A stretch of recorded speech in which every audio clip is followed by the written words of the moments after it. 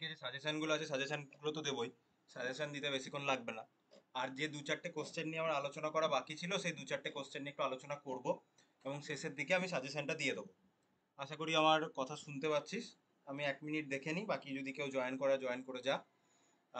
বাকি যা সাজেশন দেওয়ার আমি দিচ্ছি একটু বাদে। কিছু কোশ্চেন নিয়ে আলোচনা করার আমার দরকার আছে, কারণ যারা পরীক্ষাতে অ্যান্সারগুলো লিখতে চায় তাদেরকে টপিকটা একটু বুঝিয়ে দিলে তাদের ওই জিনিসগুলো একটু মুখস্থ করতে সুবিধা হবে, এই আর কি। সেই জন্য সাজেশনটা দেওয়ার আগে যেটুকু পড়ানো আমার বাকি রয়েছে, যেগুলো খুব ইম্পর্টেন্ট কোশ্চেন, সেগুলো বলে নিয়ে আমি সাজেশনটাই যাচ্ছি।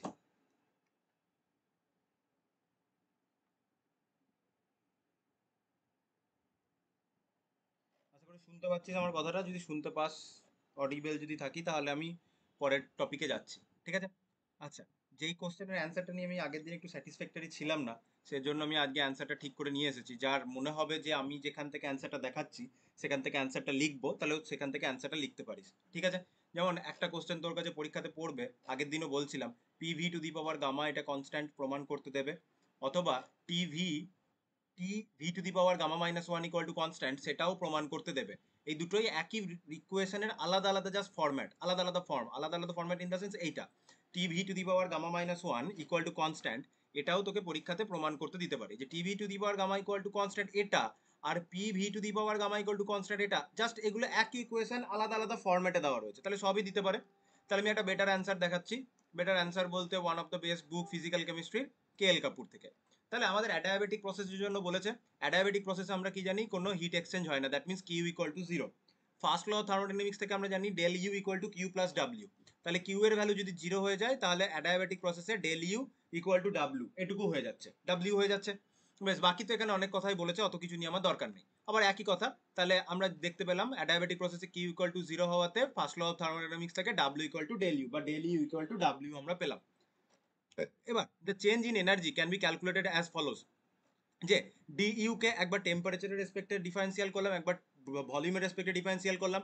যখন টেম্পারেচারের রেসপেক্টে ডিফারেন্সিয়াল হচ্ছে তখন ভলিউম কনস্ট্যান্ট, ভলিউমের রেসপেক্টে ডিফারেন্সিয়াল হলে টেম্পারেচার কনস্ট্যান্ট। ঠিক আছে? এবার একটা আইডিয়াল গ্যাসের জন্য DU del U del V constant টেম্পারেচারে ভ্যালুটা জিরো আসে। এই জিনিসটা জানার জন্য আবার একটু ব্যাকগ্রাউন্ড নলেজ লাগবে, সেটা আমি এখন আর বলছি না। আমি just for derivation T P to the PV to the power gamma equal to constant, সেটার বেটার ডেরিভেশনের জন্য আমি এই জায়গাটা জাস্ট দেখাচ্ছি। এটা করতে হবে, এটা কেন করলাম তার আবার ব্যাকগ্রাউন্ড নলেজ লাগবে, সেটা এখন আর উপায় নেই দেখানোর। তাহলে একবার ডেল্টা ইউ এর একবার টেম্পারেচার একবার ভলিউমের রেসপেক্টে পার্শিয়াল করলি, অপোজিট টার্মটাকে তুই কনস্ট্যান্ট রাখলি। এবার আইডিয়াল গ্যাসের জন্য del U del V constant temperature টার্মটা জিরো হয়ে যায়, তাহলে তোর কাছে পড়ে থাকলো del U equal to D U equal to del U del T constant volume DD. এবার আগের দিন থেকে আমরা শিখে এসেছি সি ভি মোলার অবস্থায়, তাহলে সিভিএম মানে molar heat capacity constant volume, সেটা ইকুয়াল টু ডিইউ ডিটি হয়। ঠিক আছে? তাহলে সেটাকেই ঘুরিয়ে লেখা হয়েছে সিভি কমা এম, এন লাগিয়ে রাখা হয়েছে, তাহলে এন মোল অফ গ্যাসের জন্য, এক মোল গ্যাসের জন্য বা এক মোল কোনো সাবস্টেন্সের জন্য molar heat capacity CM, molar heat capacity constant volume CV comma M. তাহলে এক মোলের জন্য যদি সিভি কমা এম হয়, তাহলে এন মোলের জন্য এন সিভিএম হবে ইন্টু ডিটি, তাহলে DU equal to N CVM into DT. যদি অর্গানাইজারে দেখিস আগের দিন তো কিছু ইকুয়েশন অ্যাজ এ ফ্যাক্ট তোদের এই অর্গানাইজারে লেখা থাকে, তাহলে তুই যদি এখানে সিভি দেখিস, তাহলে সিভির ক্ষেত্রে দেখতে পাবি যে CV equal to DU DT constant volume, তাহলে ডিইউ বা ডেল ইউ ইকুয়াল টু লিখতে পারি সিভি ডেল্টা টি, এটাই লেখা হয়েছে। মোলার বলে সিভি কমা এম, বেটার বইয়ে বেটার নোটেশনের ক্ষেত্রে এটা লেখা থাকে, তাহলে ওইটাই। এবার সিভিএম কি করে ডিইউ ডিটি হলো সেটা আবার একটা অন্য প্রসঙ্গ, কিন্তু এটা এখানে লিখলাম, সিভিএম এর মানে এক্সপ্রেশনটা এটা আসে। এবার ডি ইউ মানে ডেল্টা ইউ মানে কি U two minus U one, এটা মানে হচ্ছে N CVM temperature T two minus T one, just ডিফারেন্সটা নেওয়া হলো।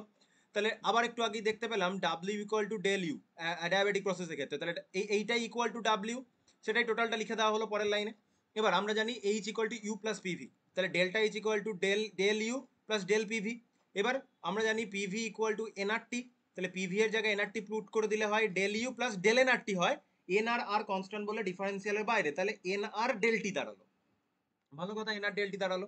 এবার দেখ পরের লাইনে কি লেখা যায়, ডেল ইউ কে আমরা এটা লিখতে পারি N CVM T two minus T one, N R T two minus T one, del T মানে সেই T two minus T one, T two minus T one common না হলো এই টার্মটা পড়ে থাকলো, সিভিএম প্লাস আর, বাইরে তো এন মোল গ্যাসের জন্য এন কমন রয়েছে।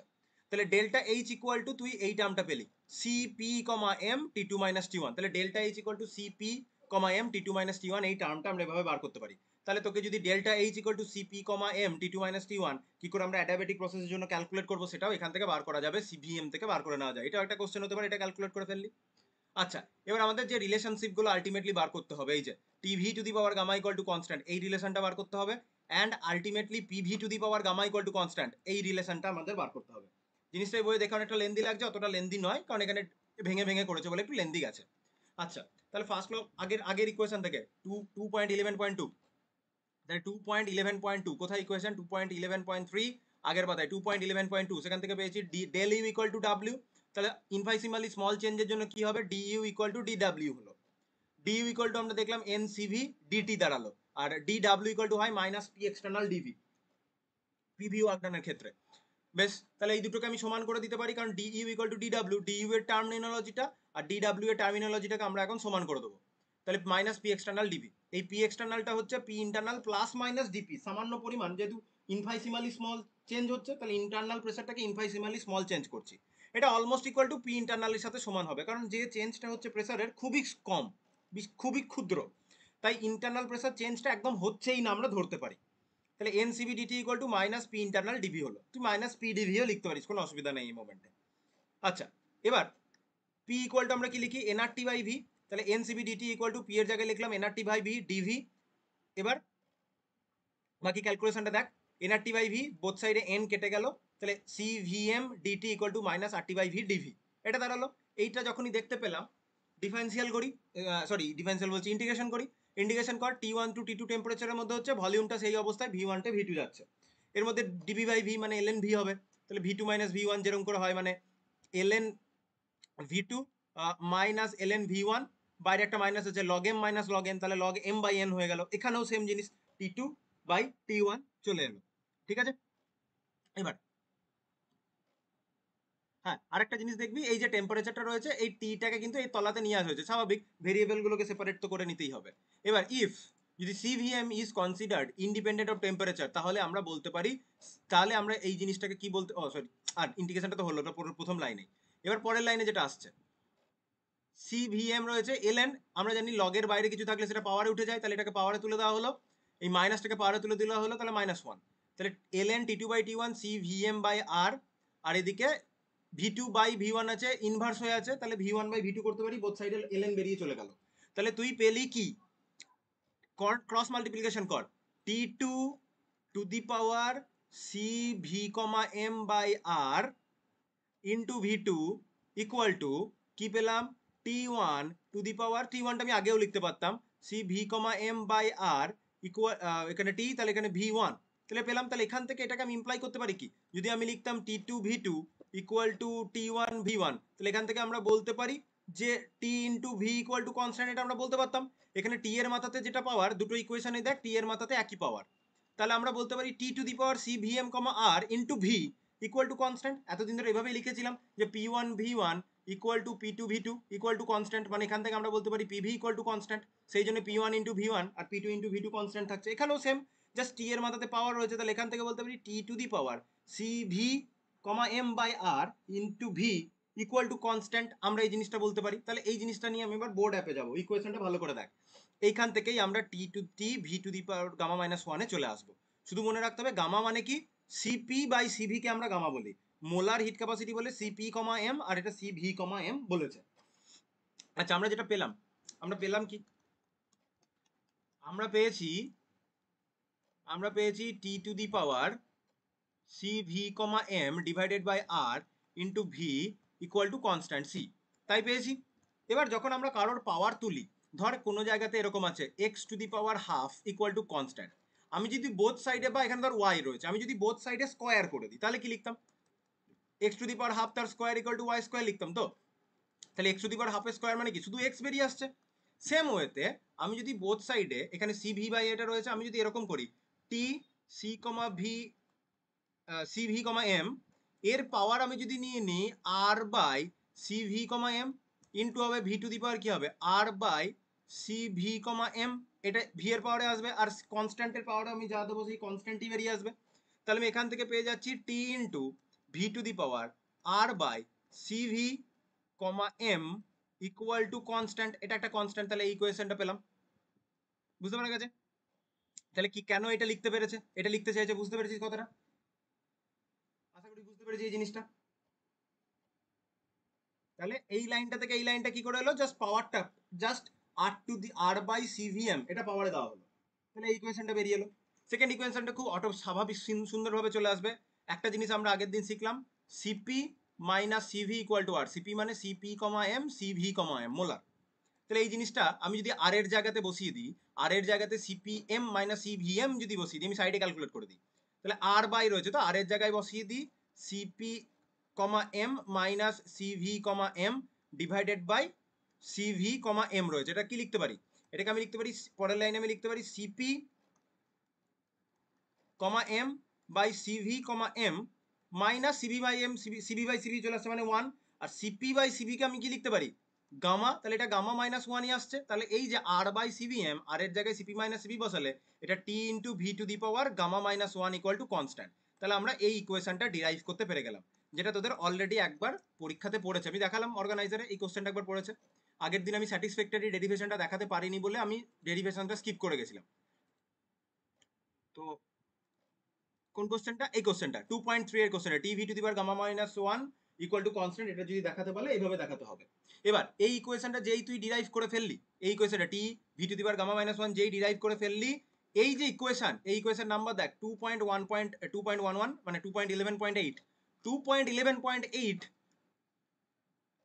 বা 2.11.7 তার আগের ইকুয়েশন 2.11.7 ইন দ্য সেন্স এই ইকুয়েশনটা, এই ইকুয়েশনটা 2.11/7 T to the power VM by R, এই ইকুয়েশনটাতে আমি যদি এবার রিপ্লেস করে দিই, কি দিয়ে রিপ্লেস করব, পিভি বাই এনআর দিয়ে যদি রিপ্লেস করে দিই, কারণ পিভি ইকুয়াল টু এনআরটি, তাহলে টেম্পারেচার ইকুয়াল টু কি পিভি বাই এনআর, তাহলে ওই ইকুয়েশনে পিভি বাই এনআর দিয়ে আমি যদি রিপ্লেস করি তাহলে কি হবে, PV by NR CVM by R, কারণ আমি এই ইকুয়েশনে রিপ্লেস করেছি, এই যে প্রথম ইকুয়েশনটা যেটাকে আমি লাল দিয়ে ঘিরলাম, এই ইকুয়েশনে আমি যদি রিপ্লেস করি, তাহলে ওই ইকুয়েশনে রিপ্লেস করলে আমার আসছে পিভি ইকুয়াল টু এনআরটি, তাহলে আমি রিপ্লেস করছি পিভি বাই এনআর দিয়ে রিপ্লেস হচ্ছে, তাহলে পিভি বাই এনআর দিয়ে রিপ্লেস হলো, পাওয়ারে আমার কি আছে, পাওয়ারে আছে CV comma M divided by R into V equal to constant. এবার এখান থেকে PV by PV to the power gamma equal to constant আমরা কিভাবে আনতে পারবো, ফিজিক্যাল কেমিস্ট্রি পার্ট পুরোটাই ম্যাথামেটিক্যাল ক্যালকুলেশনই যাবে, কেমিস্ট্রি থেকে ম্যাথামেটিক্সে বেশি মনে হবে বা ফিজিক্স বেশি লাগবে, যাই হোক কথাটা সেটা নয়। তাহলে এটাকে আমি লিখতে পারি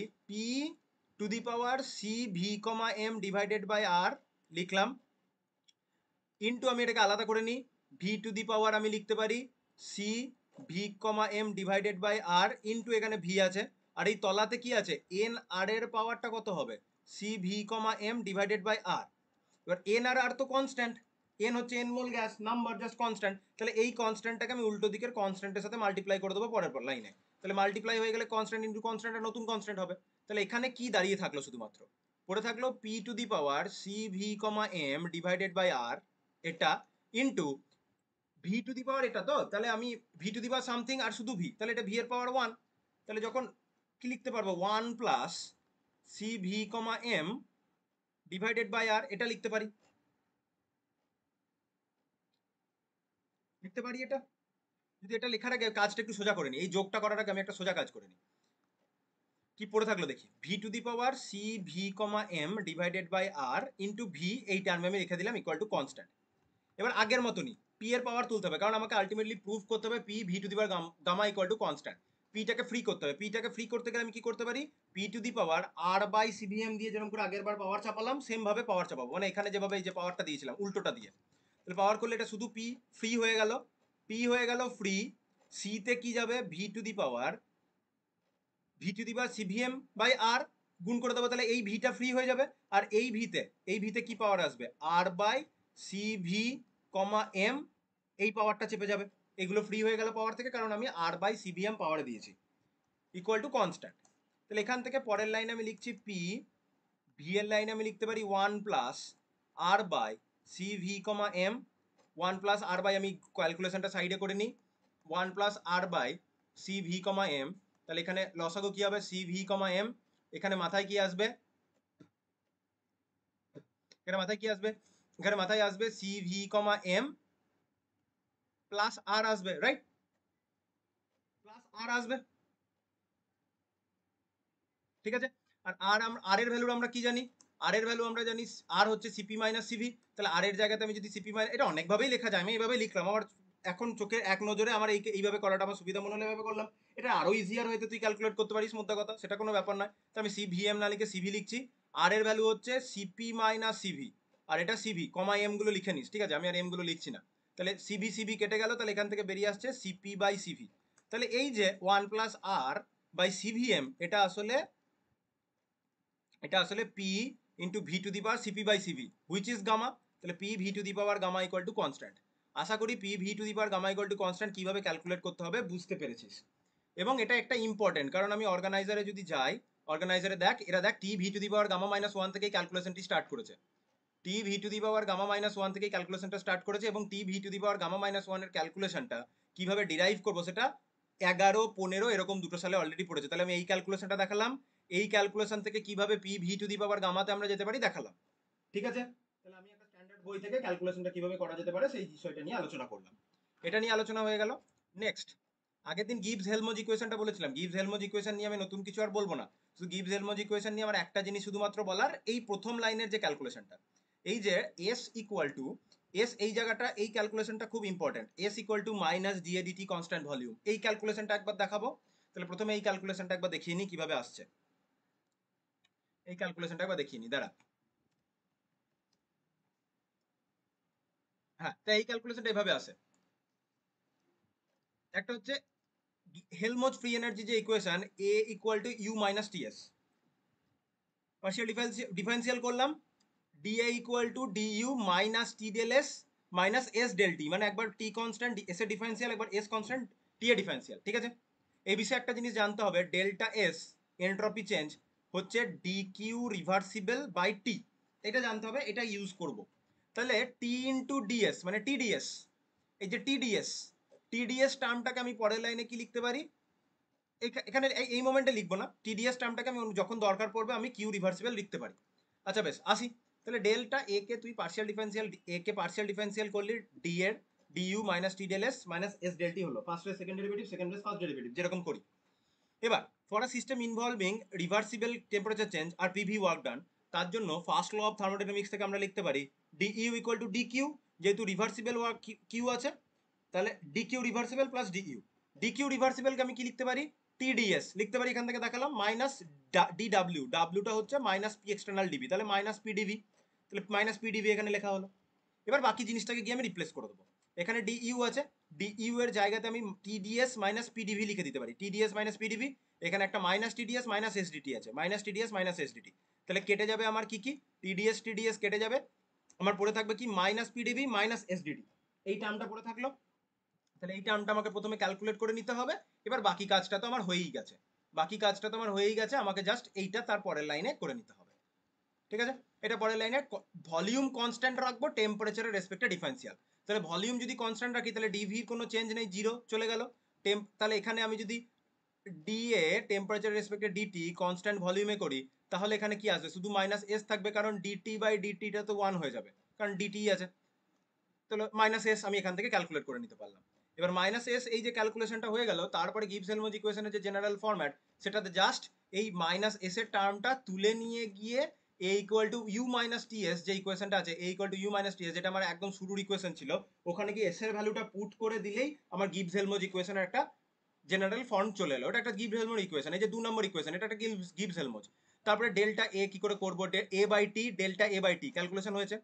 সেম ওয়েতে পরের পাতাতে আরেকটা ইকুয়েশন নিয়ে আমি আরেকবার আলোচনা করে দেবো, এখানেও এস এর ভ্যালুটা বেরোচ্ছে, যে এস এর ভ্যালুটা, যে ডেল টি কনস্ট্যান্ট প্রেসারেও আবার একটা এস আসবে গিবস ফ্রি এনার্জি টার্মে, এই প্রতিটা টার্মকে বুঝে নিতে হবে, যে 2 থেকে 10 অব্দি প্রতিটা ইকুয়েশনই কিন্তু গিবস হেলমজ ইকুয়েশন, আলাদা আলাদা ফর্মে। প্রতিটা কেন প্র্যাকটিস করতে হবে, প্র্যাকটিস করতে হবে, তার রিজনটা আমি দেখাই। হঠাৎ করে গিবস হেলমজ ইকুয়েশনের নোট লিখতে দিলে তো ভালো কথা, যা ইচ্ছা করলি, কিন্তু যদি হঠাৎ করে এখন ডেল্টা জি টার্মে বার করতে দেয়, তুই ধর পরীক্ষার জন্য শুধু ডেল্টা এ টার্মে প্র্যাকটিস করে গেছিস, পরীক্ষাতে বার করতে দিয়েছে ডেল্টা জি টার্মে, তখন কি হবে, তার জন্য ডেল্টা জি টার্মটাও বুঝে নিতে হবে। ডেল্টা জি টার্মের তো বাকি যে গিবস হেলমজ ইকুয়েশনের ফরম্যাটগুলো আছে, মেন স্টেপটা হচ্ছে minus S equal to del G del T constant pressure, এই জিনিসটা বুঝতে হবে। তাহলে সেই জিনিসটা আমরা কি করে করতে পারি, সেই জিনিসটা আমরা কি করে পড়তে পারি দেখি। তাহলে জি ইকুয়াল টু গিবস ফ্রি এনার্জির যে ইকুয়েশনটা, গিবস ফ্রি এনার্জির ইকুয়েশনটা আছে G equal to H minus TS, তাহলে সেম ওয়েতে del G equal to del H minus T del S S del T। এবার H এনথালপি হচ্ছে U প্লাস PV, তাহলে DH equal to DU PdV VdP।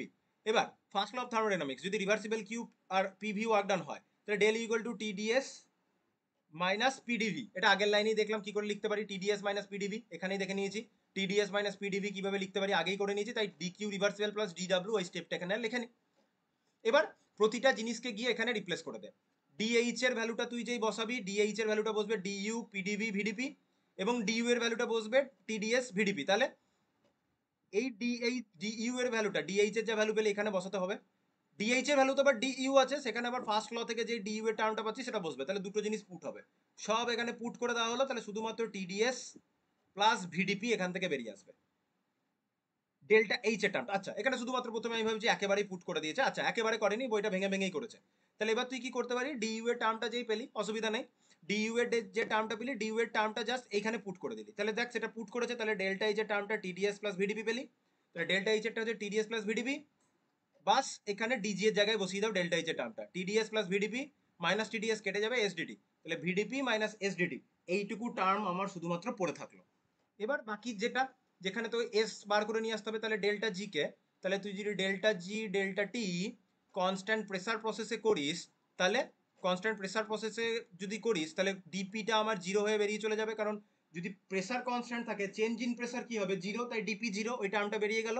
তাহলে এখানে minus AC থাকবে, কারণ delta T by delta টি তো one হয়ে যায়, তাহলে এই টার্মটা থাকছে না। তাহলে minus S equal to del G del T constant pressure আসবে। এইটা একটা ইম্পর্টেন্ট স্টেপ ছিল। এবার জাস্ট এই মাইনাস এস এর ভ্যালুটা তুলে নিয়ে গিয়ে এখানে বসিয়ে দাও, গিবস হেলমজ ইকুয়েশন হয়ে যাবে একটা ফর্ম। আর কি আছে, আর যদি হেলমজ ফ্রি এনার্জি রেসপেক্টে বলি তাহলে del A del T constant volume, আর এখানে কি এসেছে del G del T constant pressure. তাহলে কখন কি হচ্ছে এই দুটো একটু দেখতে হবে। তাহলে গিবস হেলমজ ইকুয়েশনের এই যে স্টার্টিং এ ডেল এস বার করার যে ফরম্যাটটা সেটা আমি বলে দিলাম, সেটা বলা হয়ে গেল। এবার আমাদের আর কি পড়ে থাকবে, এই টার্মিনোলজিটা হয়ে যাওয়ার পর এটা হয়ে যাবে। আর যেটা পড়ে থাকছে সেটা হচ্ছে কার্নট ইঞ্জিন। কার্নট ইঞ্জিনটা বলছি আর এই কোশ্চেনটা দেখে নিবি। আচ্ছা এই কোশ্চেনটা এবার একটু দেখে নিস, এই যে 2.7 এর যে ডেল্টা জি কে অলওয়েজ নেগেটিভ হতে হবে কি করে, তাহলে del S universe equal to del S system plus del S surroundings. Del S surroundings এর ফর্মুলাটা ডিকিউ বাই টি, একটু আগে দেখালাম ওই যে ডিকিউ রিভার্সিবল বাই টি, ওটাই ডিএস, ওটা সারাউন্ডিংস এর জন্য বসলো, তাহলে ডিএস সিস্টেম মাইনাস এটা বসে গেল।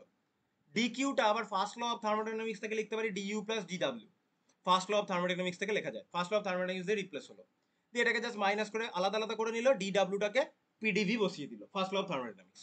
সব বসিয়ে দেওয়ার পর হেলমহোজ ফ্রি এনার্জির জন্য ইকুয়েশন এক্ষুনি শিখলাম, A equal to U minus TS শিখলাম, তাহলে A equal to U minus TS করে পার্সিয়াল ডিফারেন্সিয়াল করলো, টিডিএস এরকম করে সেপারেট করে মোদ্দা কথা ডিএসটাকে সেপারেট করলো। আর গিবস ফ্রি এনার্জি থেকে আমরা শিখলাম G equal to H minus TS, H minus TS H কে রিপ্লেস করলো U plus PV, U plus PV করে ওখান থেকে আবার এ ডেল জির সাথে ডেল এর একটা সম্পর্ক বার করে নিয়ে এলো। প্রতিটা ইকুয়েশন তুই শিখে গেছিস, del G equal to H minus TS জানিস, ডেল এ এর ইকুয়েশন শিখে গেছিস, এইচ এর ইকুয়েশন শিখে গেছিস, যখন যেটা দরকার তখন সেটা ওখানে রিপ্লেস করে নিতে হয়েছে। দিয়ে ডেল জির সাথে ডেল এ বার করেছে, ডেল জির সাথে ডেল এ বার করার পর আলটিমেটলি এখানে দেখ এই টার্মগুলো এলো, প্রতিটা টার্মকে টি দিয়ে ডিভাইড করে নিল, টি দিয়ে ডিভাইড করে নেওয়ার পর এখান থেকে ডিএস ইউনিভার্সের এই দেখ টোটাল টার্মটা বার করে ফেলেছে, টোটাল টার্মটা লিখে বাকিগুলো নিজেদের মতো সেপারেট আউট করে আলটিমেটলি যেটা দাঁড়িয়েছে যে ডিএস ইউনিভার্স এখানে লিখেছে দেখ del G by T constant pressure constant temperature, constant pressure মানে এই টার্মটা জিরো, কনস্ট্যান্ট টেম্পারেচার মানে এই টার্মটা জিরো। এবার যদি কোনো একটা রিয়াকশনকে স্পন্টেনিয়াস হতে হয় তাহলে ডেল এস ইউনিভার্সকে গ্রেটার দেন জিরো হতে হবে, ডেল এস ইউনিভার্সকে গ্রেটার দেন জিরো। তো ডেল এস ইউনিভার্স যে মোমেন্টে গ্রেটার দেন জিরো তখন ডেল জি বাই ডেল টির ভ্যালুটা অটোমেটিক্যালি নেগেটিভ আসছে, তাহলে স্পন্টেনিয়াস হতে গেলে ডেল জি এর ভ্যালুটাকে নেগেটিভ হতেই হবে, যেটা পরের লাইনে দেওয়া রয়েছে। এই কোশ্চেনটা খুবই সিম্পল, যত কটা ইকুয়েশন ইউজ হয়েছে অলরেডি প্রতিটা ইকুয়েশন বলে দেওয়া হয়েছে, ঠিক আছে এই কোশ্চেনটা দেখে নিবি। আর পরে থাকছে কার্নট ইঞ্জিন। কার্নট ইঞ্জিনটা বলি, কার্নট ইঞ্জিনটা বেশি হাইফাই কোনো জায়গা থেকে বলবো না, এনসিআরটি থেকে বলবো, ফিজিক্সের এনসিআরটি, ফিজিক্স এনসিআরটি থেকে কার্নট ইঞ্জিনের প্রথমে সাইকেলটা বুঝতে হবে, এরকম একটা ট্রাপিজিয়াম গোচর হচ্ছে, ট্রাপিজিয়াম বলছে, রম্বস গোচর হচ্ছে, রম্বস তো নয়, এই লাইনগুলো একটু বেঁকা বেঁকা আছে, এই জায়গাটা একটু ভালো করে লক্ষ্য করতে হবে যে লাইনগুলো একটু বেঁকা বেঁকা আছে। এবার প্রতিটা স্টেপ প্রতিটা স্টেপ কি বোঝায় যে P1 V1 T1 থেকে P2 V2 P2 V2 T1 এ যাচ্ছি, দেখ টেম্পারেচার চেঞ্জ হচ্ছে না, টেম্পারেচার চেঞ্জ হচ্ছে না, প্রেসার ভলিউম চেঞ্জ হচ্ছে, টেম্পারেচার চেঞ্জ হচ্ছে না, that means this is a isothermal process. তাহলে কার্নোট ইঞ্জিনের step 1 to step 2, this is your step 1, এটা হচ্ছে স্টেপ 1। তাহলে স্টেপ 1টা হচ্ছে কি, এটা একটা আইসোথার্মাল এক্সপানশন। আইসোথার্মাল এক্সপানশন হচ্ছে কেন, দেখ এইখানে ভলিউমটা এখানে আর এই ভলিউমটা এখানে, তাহলে ভি এটা যদি V1 হয় এটা তো V2, দেখ V2 বেড়েছে কারণ ভলিউম এদিকে ইনক্রিজ করছে, তাহলে আইসোথার্মাল টেম্পারেচার চেঞ্জ নেই, তাহলে দিস ইজ আইসোথার্মাল এক্সপানশন। তাহলে আইসোথার্মাল এক্সপানশন হচ্ছে স্টেপ 1 এ। যদি এই কাজটা এক্সপানশন করার জন্য কার্নোট ইঞ্জিনটা Q1 পরিমাণ হিট রিজার্ভার থেকে অ্যাবজর্ব করে, টেম্পারেচার তখন যদি তার T1 হয়, তাহলে যে পরিমাণ সে এক্সপানশন হওয়ার জন্য ওয়ার্ক ডান করলো 1 to 2 স্টেপে, Q1 পরিমাণ হিট অ্যাবজর্ব করেছে, ওয়ার্ক ডানের ভ্যালুটা হবে মিউ আর T1, মিউ মানে এনআরটি আর কি, এই বইয়ে মিউ ইউজ করেছে, এনআর T1 ln V2/V1। এই ক্যালকুলেশনটা কি করে, তাহলে এর দুটো ক্যালকুলেশন আছে, দুটো ক্যালকুলেশন হচ্ছে, একটা হচ্ছে আইসোথার্মাল প্রসেসে ওয়ার্ক ডানের ফর্মুলা, আর একটা হচ্ছে অ্যাডায়াবেটিক প্রসেসে ওয়ার্ক ডানের ফর্মুলা। তাহলে আইসোথার্মাল প্রসেস, আইসোথার্মাল প্রসেসে PV ইকুয়াল টু কনস্ট্যান্ট, আর অ্যাডায়াবেটিক প্রসেসে PV to the power gamma equal to constant. এতক্ষণ ধরে এটা নিয়ে ক্লাসের শুরুতে আলোচনা করা হলো। এবার ডেল ডাব্লিউ হচ্ছে P del V, PV work ডানের আমরা যদি কথা বলি, এবার ডেল ভি যদি 0 হয়, টোটাল যদি V1 টু V2 এর মধ্যে তুই যদি ইন্টিগ্রেশন করিস, তাহলে মিউ হচ্ছে এনআরটি আর কি। তাহলে এনআরটি মানে পি এর জায়গাতে তো পিডিভি, তো তাহলে তুই কি বসাতে পারিস, পি এর জায়গাতে কি বসাতে পারিস, পিভি ইকুয়াল টু এনআরটি, তাহলে তুই বসাতে পারিস এনআর টি বাই ভি। তাহলে এনআরটি কে তুই আলাদা করে নিলি, এরা এনটাকে মিউ লিখেছে, তুই এটাকে এন লিখতে পারিস, তাহলে এনআর আলাদা হয়ে গেল, ডিভি বাই ভি হয়ে গেল, তাহলে এনআর V2/V1। তাহলে আইসোথার্মাল ওয়ার্ক ডানের ক্ষেত্রে, আইসোথার্মালের ক্ষেত্রে যদি ওয়ার্ক ডান হয়, তাহলে তার ভ্যালুটা কি হবে, এনআর ln V2/V1, পাতি হিসাব। তাই যেহেতু কার্নোট ইঞ্জিনের প্রথম স্টেপটা হচ্ছে আইসোথার্মাল এক্সপানশন, এক্সপানশন হচ্ছে মানে সিস্টেম নিজে ওয়ার্ক ডান করছে, তাহলে সেই ওয়ার্ক ডানটা করতে সে হিট রিজার্ভার থেকে Q1 পরিমাণ হিট অ্যাবজর্ব করছে, সেই হিটটাকে অ্যাবজর্ব করেই সে ওয়ার্ক ডান করছে, সেই ওয়ার্ক ডানের ভ্যালুটা হবে এনআর T1, কারণ T1 টেম্পারেচারে হচ্ছে কাজটা, ln V2/V1, কারণ এক্সপ্যান্ডেড ভলিউম হচ্ছে V2, আগের ভলিউম হচ্ছে V1। আশা করি বুঝতে পারছিস, এই ক্যালকুলেশনটা দেখাতে হবে। কোন কোশ্চেনটার জন্য বলছি, কোশ্চেনটাই তো আমি শুরুতে বলিনি, এই পার্টিকুলার কোশ্চেনটার জন্য দেখ কতবার পড়েছে। What is Carnot cycle, Carnot সাইকেলের পার্ট 1 এর অ্যান্সার এখান থেকে পড়ে নিবি। Second, obtain the expression of efficiency of a reversible Carnot engine, এই এফিসিয়েন্সির ক্যালকুলেশনটাই করছি। তাহলে চারটে স্টেপ আছে, চারটে স্টেপে টোটাল ওয়ার্ক ডান ক্যালকুলেট করব, সেখান থেকে আমরা এফিসিয়েন্সি ক্যালকুলেট করব। এইচএসেই শিখে এসেছিস ফিজিক্সে, বা ফিজিক্সে অলরেডি হয়তো পড়ে ফেলেছিস। বেশ, স্টেপ 2, স্টেপ 2টাতে দেখ, স্টেপ 2টা হচ্ছে একটা adiabatic expansion, P2 V2 T1 থেকে P3 V3 T2 তে যখন যাচ্ছে, এই যে এটা স্টেপ 2, P2 V2 T1 থেকে P3 V3 T2 তে যখন যাচ্ছে, that is a adiabatic expansion. আবার এক্সপানশন হচ্ছে কারণ ভলিউমটা বাড়ছে, V3, this is your V3 volume expanded. তাহলে ভলিউম এক্সপানশন হচ্ছে, এক্সপানশন যদি অ্যাডায়াবেটিক ওয়ার্ক ডান হয়, অ্যাডায়াবেটিকের ক্ষেত্রে 2 to 3, তাহলে এনআর T2 - T1 গামা -1, এটা হচ্ছে তার টোটাল ওয়ার্ক ডান। কি করে ক্যালকুলেশন করব, তার অ্যাডায়াবেটিক প্রসেসের ক্যালকুলেশন এখানে বলা রয়েছে। তাহলে অ্যাডায়াবেটিক প্রসেসে আমরা যদি যাই, অ্যাডায়াবেটিক প্রসেসের ক্যালকুলেশন দেখ, মানে ওয়ার্ক ডানের ক্যালকুলেশন কিভাবে করতে হয়। অ্যাডায়াবেটিক প্রসেসে আমরা জানি P V to the power gamma equal to constant, gamma equal to CP by CV, আজকে ক্লাসেই শুরুতেই শেখালাম। তাহলে P1 V1 to the power gamma equal to P2 V2 to the power gamma, কারণ এখন P1 V1 equal to P2 V2 হবে না, P1 V1 to the power gamma equal to P2 V2 to the power gamma যাবে। বেশ, যদি এটা করে same ওয়েতে যদি আমরা এখন ক্যালকুলেশন করি যে W equal to V1 to V2 P V to the power gamma, তাহলে P এর জায়গাতে আমি যখন বসাবো, তাহলে P V to the power gamma equal to constant বসছে, রাইট, এটা একটা কনস্ট্যান্ট। তাহলে আমি যখন পি কে রিপ্লেস করব, পি কে রিপ্লেস করলে আমার কি বসবে, পি ইকুয়াল টু বসবে constant by V to the power gamma, সেটাই লিখেছে দেখ, কনস্ট্যান্ট তো ডিফারেন্স ইন্টিগ্রেশনের বাইরে বেরোলো, V dV by V to the power gamma বসেছে। ইন্টিগ্রেশন করলো ডিভি, তাহলে ভি টু দি পাওয়ার মানে যেরকম করে ইন্টিগ্রেশন করিস যে x to the power N dx এর যেভাবে ইন্টিগ্রেশন করিস, ভি টু দি পাওয়ার গামাকে উপরে তুললে V to the power minus gamma হবে, X to the power N dx এর যেভাবে ইন্টিগ্রেশন করিস সেমভাবে ইন্টিগ্রেশন করা হলো, সেভাবে ইন্টিগ্রেশন করা হলো। আপার লিমিট হচ্ছে V1, লোয়ার লিমিট হচ্ছে, আপার লিমিট হচ্ছে V2, lower limit V1, value বসিয়ে আলটিমেটলি ক্যালকুলেশনটা এখানটা দেখে নিবি, সিম্পল ক্যালকুলেশন, জাস্ট ম্যাথ।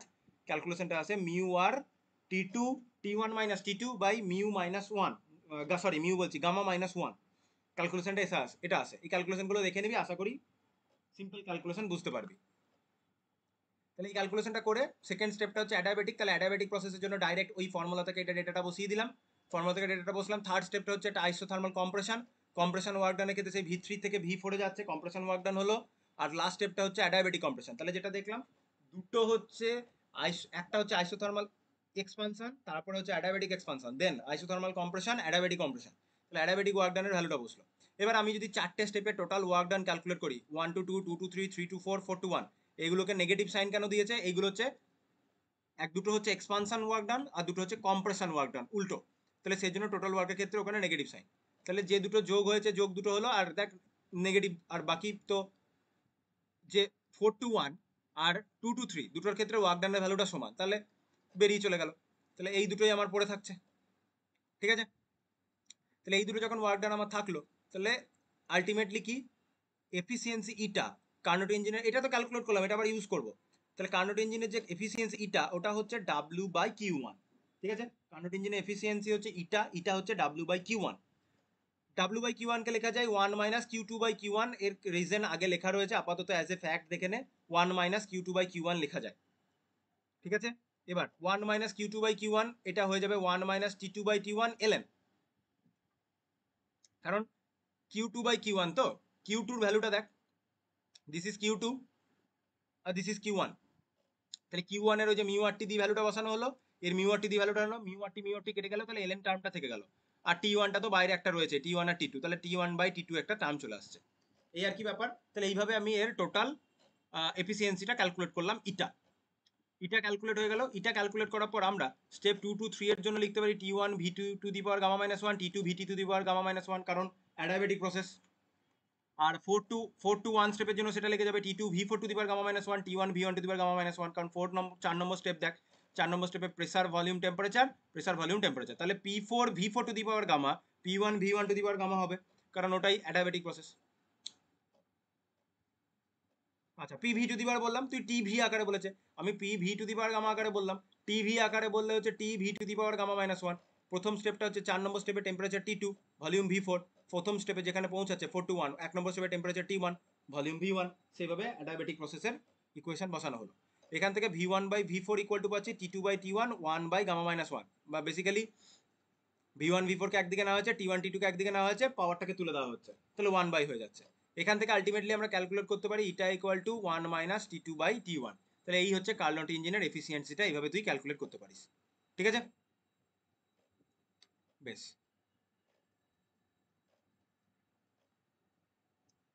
তাহলে বাকি এই যে ক্যালকুলেশন বলে দিলাম, এখানে প্রতিটা স্টেপের ক্যালকুলেশনের দেখ, ক্যালকুলেশন দেখায়নি, আইসোথার্মালে টোটালটা লিখে দিয়েছে, অ্যাডায়াবেটিকের টোটালটা লিখে দিয়েছে, এইভাবে টোটাল ভ্যালুটা লিখে এখানে ক্যালকুলেশন করেছে অপোজিট পেজে, ইটার ভ্যালুটা সেম ওয়েতে ক্যালকুলেশন করেছে, সেম ভ্যালু এসেছে, ঠিক আছে? তাহলে এত দূর পর্যন্ত আমি ক্যালকুলেট করলাম, ইটা ইকুয়াল টু 1 - T'/T লিখেছে, আমি T1/T2 যেটা এসেছে, একই calculation.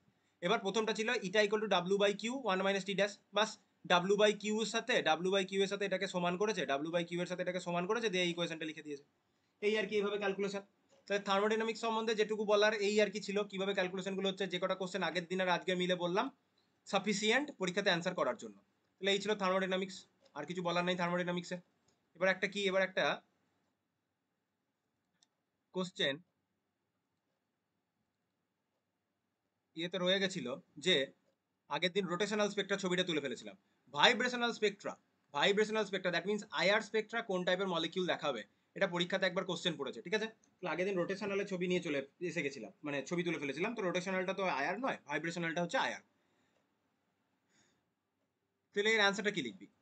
The selection rule for a diatomic molecule to give a vibrational spectrum, মানে IR spectra, is that the dipole moment of that molecule must change when the atoms are displaced due to vibration। তাহলে vibration, কারণ vibrational spectrum molecule vibration হচ্ছে stretching or bending, যে যে দুটোর মধ্যে একটা যে কোনো একটা ভাইব্রেশন হচ্ছে। তো ভাইব্রেশন হলে কি হতে হবে, মেন ক্রাইটেরিয়াটা কি? মেন ক্রাইটেরিয়া হচ্ছে যে মলিকিউলটা ডাইপোল মোমেন্টটা must change when the atoms are displaced due to vibration, এই কথাটা লিখতে হবে। তাহলে the condition required is only the change in dipole moment and molecule need not have a permanent dipole moment. মলিকিউলটা যে পার্মানেন্ট ডাইপোল মোমেন্ট থাকতে হবে এমন কোনো কথা নয়, মলিকিউলটার একটা চেঞ্জিং ডাইপোল মোমেন্ট থাকলেই হলো ভাইব্রেশনের জন্য। এইটা লিখে দিলেই তুই পরীক্ষাতে পুরো মার্কস পেয়ে যাবি। আর অ্যান্সার এবার এক্সাম্পল হিসেবে লিখতে পারি, for example in case of homodiatomic molecules like H2O2N2 which have only stretching motion বা vibration and no bending motion আর বেন্ডিং মোশন বা বেন্ডিং ভাইব্রেশন নেই, শুধু স্ট্রেচিং ভাইব্রেশন রয়েছে, the dipole moment does not change during vibration, hence those molecules do not give vibrational spectra, they said to be infrared inactive. কিন্তু other molecule HCl CONO, এই পলিঅ্যাটমিক মলিকিউলগুলো বা CO2 H2O CH4 C2H4 show change in dipole moment in some mode of the vibration. তার জন্য dipole moment যেহেতু change হয় তাই এরা give rotational spectra and are said to be IR active. তাহলে changing dipole moment লাগবে, example না লিখলেও চেঞ্জিং ডাইপোল মোমেন্ট লাগবে, পার্মানেন্ট ডাইপোল মোমেন্ট না হলেও চলবে। এটা হবে এটার অ্যান্সার। এটা আগের দিন অন্য ছবি তুলে ফেলেছিলাম, তাহলে স্পেকট্রার থেকে এই কোশ্চেনটা বাদ হয়ে গেছিল। আচ্ছা, আর কি কোশ্চেন বলতে হবে? ফাজান্স রুল বলবো, হাইড্রোজেন বন্ডিং বলবো, ঠিক আছে? বেশ, এবার হাইড্রোজেন বন্ডিংটা নিয়ে একটু আলোচনা করে নিই। হাইড্রোজেন বন্ডিংটা ছোট্ট একটা টপিক, টুক করে হয়ে যাবে। কোশ্চেন আসবে হোয়াট ইজ হাইড্রোজেন বন্ডিং আর what are the different types of hydrogen bonding. আমি শুধুমাত্র ওইটুকুই আলোচনা করবো, তার বাইরে নয়। এবার হাইড্রোজেন বন্ডিং নিয়ে আলোচনা করতে গেলে আমাদের পোলার বন্ড সম্বন্ধে আলোচনা করতে হবে। ধর হাইড্রোজেন আর ক্লোরিনের মধ্যে একটা বন্ড আছে, একটা কোভ্যালেন্ট বন্ড মানে দুটো ইলেকট্রন। যারা পেড ব্যাচ করেছিস তাদের এই ধরনের আলোচনা আগেও করেছি। এবার ইলেকট্রোনেগেটিভিটি, যদি আমি ইলেকট্রোনেগেটিভিটির কথা বলি, ক্লোরিনের ইলেকট্রোনেগেটিভিটি হাইড্রোজেনের থেকে অনেক বেশি। যার ইলেকট্রোনেগেটিভিটি বেশি হয় সে বন্ডেড ইলেকট্রনগুলোকে একটু নিজের দিকে টেনে ধরে রাখে। তাহলে এটাকে আমি এভাবে পরে লিখতে পারি যে হাইড্রোজেন আর ক্লোরিনের বন্ডে যে ইলেকট্রন দুটো রয়েছে সেই ইলেকট্রন দুটো কিছুটা ক্লোরিনের দিকে ঝুঁকে রয়েছে, যার ফলে ওই বন্ডে টোটাল ইলেকট্রন ডেন্সিটির most of the electron density chlorine উপভোগ করছে। তাই ক্লোরিন উপভোগ করছে বলে আমরা লিখতে পারবো ক্লোরিনের মাথায় একটা পার্শিয়াল নেগেটিভ চার্জ, কারণ ও একটু বেশি নেগেটিভ চার্জ বা ইলেকট্রনকে পাচ্ছে, আর হাইড্রোজেন একটু কম ইলেকট্রন ডেন্সিটি পাচ্ছে, তাই হাইড্রোজেন মাথায় পজিটিভ চার্জ। এই যে ডেল্টা নেগেটিভ ডেল্টা পজিটিভ তৈরি হলো, এই টাইপের বন্ডকে আমরা বলি পোলার বন্ড, ঠিক আছে? তাহলে negative positive, delta negative delta positive, ওটা হচ্ছে লেস দেন 1, একের থেকে ছোট পজিটিভ নেগেটিভ চার্জ। আচ্ছা, এই টাইপের বন্ডকে আমরা কি বলি? কি বন্ড বলি বললাম? পোলার বন্ড। এবার আমি তো এরকম ইলেকট্রন তো এরকম ডট ডট টাইপের হয় না, ইলেকট্রনটা ডেন্সিটি আকারে থাকে। তাহলে ইলেকট্রন ডেন্সিটি আকারে ভাবলে ইলেকট্রন ডেন্সিটিটা প্যাটার্নটা এরকম টাইপের দেখতে হয়। এদের মধ্যে ইউনিফর্মলি ডেন্সিটিটা থাকছে না, ক্লোরিনের দিকে ইলেকট্রন ডেন্সিটিটা কিছুটা বেশি, যার ফলে ক্লোরিনের মাথায় ডেল্টা নেগেটিভ, হাইড্রোজেনের মাথায় ডেল্টা পজিটিভ চার্জ তৈরি হয়। এই টাইপের বন্ডকে আমরা বলি পোলার বন্ড। আচ্ছা, পোলার মলিকিউলের মধ্যে যে টাইপের অ্যাট্রাকশন ফোর্স কাজ করে, ধর এ বি বন্ড আছে, ঠিক আছে? বি এর মাথাতে ডেল্টা নেগেটিভ, এ এর মাথাতে ডেল্টা পজিটিভ। আবার একটা এ বি মলিকিউল এলো, এখানে ডেল্টা নেগেটিভ, এখানে ডেল্টা পজিটিভ। তাহলে আমরা বলতে পারি এই নেগেটিভ পজিটিভ মলিকিউলের মধ্যে একটা ফোর্স অফ অ্যাট্রাকশন কাজ করবে, কারণ অপোজিট চার্জ অ্যাট্রাক্টস। এই টাইপের ইন্টারাকশনকে আমরা বলবো ডাইপোল ইন্টারাকশন।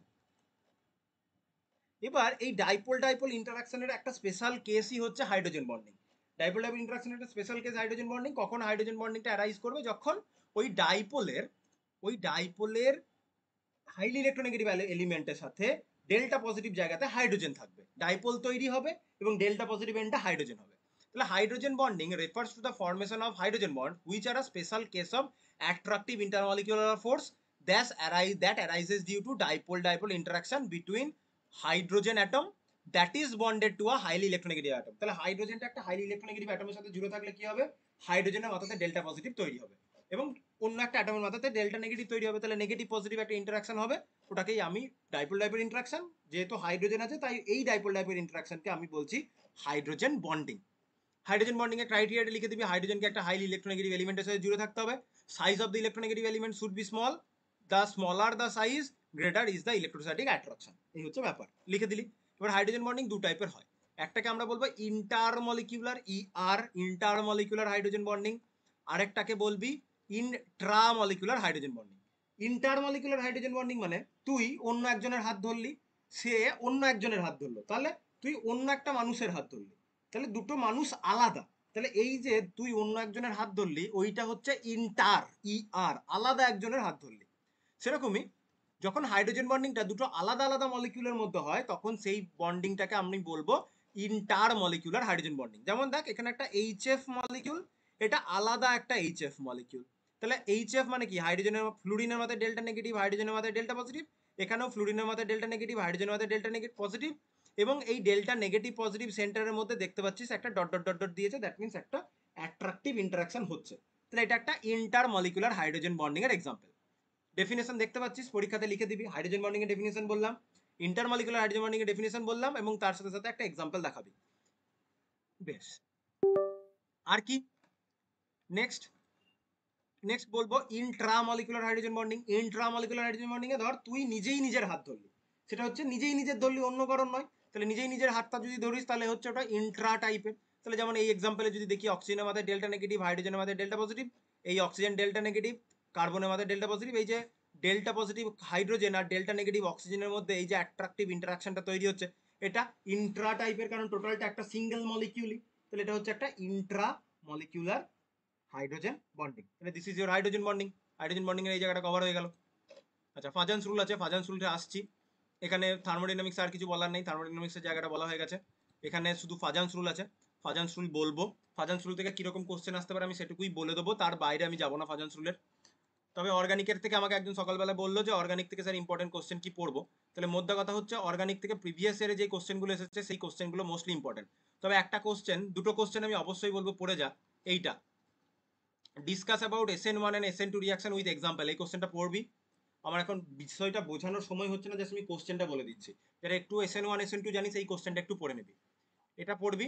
এবং তারপরেই দেখ একটা কোশ্চেন প্রিভিয়াস ইয়ারে প্রচুর এসেছে, distinguish between SN1 and SN2 reaction. SN1 and SN2 রিয়াকশনে ডিস্টিংগুইশ করো, write short note on SN2 and SN1 reaction. তাহলে এই যে প্রথম কোশ্চেনটা, এটা যেটা পড়ছিস, discuss SN1 SN2 reaction with example, ওইটা পড়া মানে SN1 SN2 রিয়াকশনের তুই শর্ট নোট পড়ছিস, পড়া মানেই যদি দুটোকে আলাদা আলাদা করে পড়িস তাহলে দুটো ডিফারেন্সও পড়া হয়ে যাচ্ছে। তাই এই এক পার্টিকুলার একটা কোশ্চেন আছে SN1 অ্যান্ড SN2 রিয়াকশনটা, এটা একটা পড়ে যেতে বলছি। এই চ্যাপ্টারে আরো অনেক কিছু আছে, এটা একটা এই পার্টিকুলার কোশ্চেনটা পড়ে যেতে বলছি।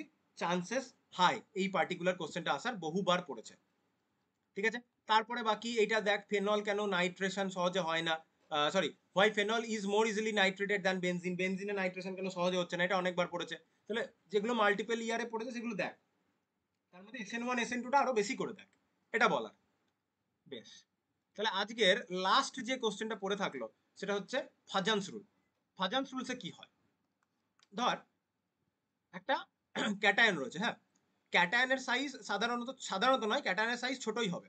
ক্যাটায়নের সাইজ ছোট কেন হবে, কারণ সেন্টারে প্রোটন বেশি, প্রোটনের রেসপেক্টে আউটার অরবিটে বা টোটালে ইলেকট্রন কম, সেন্টারে প্রোটন বেশি হওয়ার জন্য আউটার অরবিটে ইলেকট্রনগুলোকে খুব জোরে পুল করে। তাই আমি যদি সোডিয়ামের কথা বলি, রেডিয়াস অফ সোডিয়াম অ্যাটম কিন্তু রেডিয়াস অফ সোডিয়াম প্লাসের থেকে বড় হবে, কারণ সোডিয়ামে 11টা প্রোটন 11টা ইলেকট্রনকে অ্যাট্রাক্ট করছে, এখানে কিন্তু 11টা প্রোটন 10টা ইলেকট্রনকে অ্যাট্রাক্ট করছে, সিম্পল টার্মে বললে। এছাড়া আমি আউটার অরবিট অনেক কিছু, স্ক্রিনিং কনস্ট্যান্ট অনেক কিছু দিয়ে বলা যায়, সব বাদ দিচ্ছি। তো সিম্পল কমন সেন্সই বলছে 11টা প্রোটন কিন্তু 10টা ইলেকট্রনকে বেশি জোরে অ্যাট্রাক্ট করবে, সাইজ ছোট হয়ে যাবে। আর আমি যদি বলি নেগেটিভ চার্জ, যেটা অ্যানায়ন, অ্যানায়নের সাইজ কিন্তু তার প্যারেন্ট অ্যাটমের থেকে সাইজে বড় হবে। যেমন ধর আমি যদি বলি রেডিয়াস অফ ক্লোরিন মাইনাস, সেটা কিন্তু ক্লোরিনের থেকে গ্রেটার হবে, কারণ ক্লোরিনে 17টা প্রোটন 17টা ইলেকট্রন, কিন্তু Cl মাইনাসে 17টা প্রোটন 18টা ইলেকট্রন, স্বাভাবিক ইলেকট্রনের উপর আকর্ষণ বল কিছুটা কমছে, সাইজটা বাড়বে। এবার যেটা বুঝতে হবে, এটা ক্যাটায়ন, ক্যাটায়ন সাইজে ছোট হয়, অ্যানায়ন সাইজে বড় হয়। ক্যাটায়ন কি করবে, নিজের পজিটিভ চার্জ, তো ক্যাটায়ন মানে তো পজিটিভ চার্জ, এটা ধর Na প্লাস বা Na প্লাস ছাড় কোনো একটা ক্যাটায়ন, আমি M প্লাস লিখলাম, এটাকে M প্লাস লিখলাম, এটাকে অ্যানায়ন X মাইনাস, তাহলে ক্যাটায়ন মানে পজিটিভ চার্জ। ওই পজিটিভ চার্জ কি হচ্ছে, অ্যানায়নের যে এক্সট্রা ইলেকট্রন ডেন্সিটি আছে সেই ইলেকট্রন ডেন্সিটিটাকে এখন নিজের দিকে ও অ্যাট্রাক্ট করতে শুরু করছে।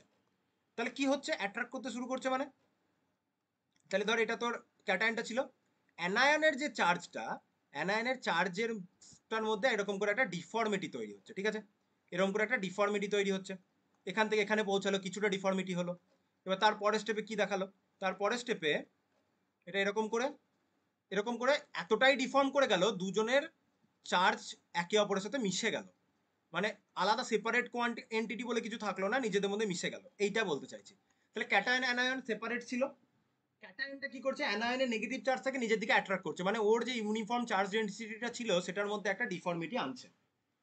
আরো যদি অ্যাট্রাক্ট করে একটা টাইমে ওদের ডিফর্মিটিটা এমন হয়ে যাবে, চার্জ ডেন্সিটিটা একে অপরের ওভারল্যাপ করে যাবে। দ্যাট মিনস এই যে একেবারে ওভারল্যাপ হয়ে গেল, this is covalent,